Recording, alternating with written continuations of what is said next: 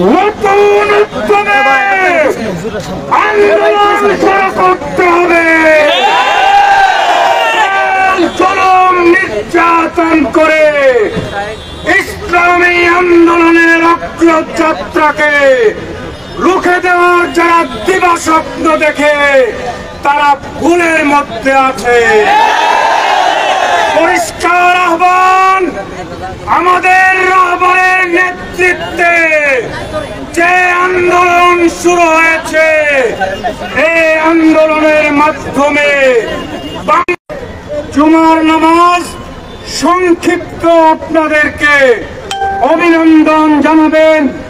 আমাদের কাঙ্ক্ষিত বরেণ্য মুক্তিপ্রাপ্ত সিপাহসালার শাইখুল হাদিস ইবনে শাইখুল হাদিস হযরতুল আল্লাম মামুনুল হক হাফিজাহুল্লাহ।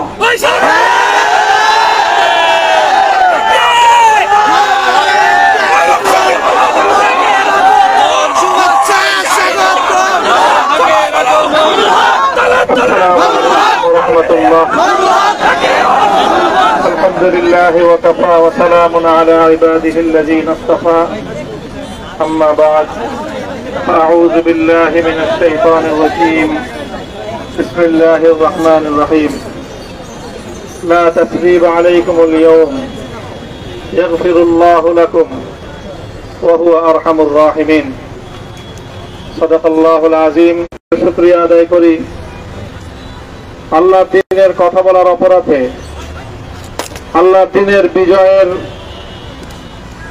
ঝান্ডা এবং চেতন উড্ডীন করার প্রত্যয় ব্যক্ত করার অপরাধে, আল্লাহর জমিনে আল্লাহর দ্বীন প্রতিষ্ঠার আন্দোলনের অপরাধে আমরা অনেক ভাই কারারুদ্ধ হয়েছিলাম।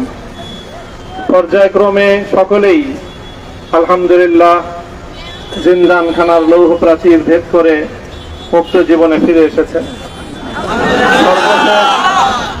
আজ আমার মুক্তির মধ্য দিয়ে 2021 সালে হেফাজতে ইসলাম বাংলাদেশ এবং এদেশের আলেম সমাজের উপর ইতিহাসের অন্যতম এক গভীর ষড়যন্ত্র এবং চক্রান্ত